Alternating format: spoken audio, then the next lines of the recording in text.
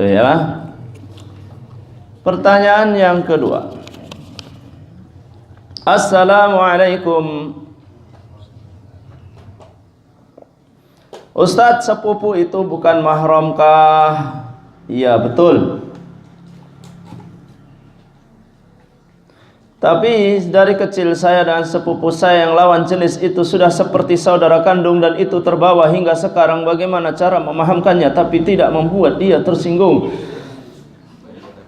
Kalau pertanyaannya bagaimana memahamkannya, maka dudukkanlah perkaranya pada posisi yang sama, bahwa engkau memahami agama dengan dia. Dia sama dengan kamu beragama apa? Agama kita adalah agama Islam. Wahai saudara, katakan, wahai saudara, kita sama-sama Muslim, kita sama-sama Islam, kita berpedoman pada agama yang sama. Apa agama kita? Agama kita Islam. Kalau begitu, mari kita jalankan agama kita dengan sesungguhnya. Apakah kamu setuju? Setuju, gitu. Nah, kalau dia setuju, katakan. Berangkatnya dari situ.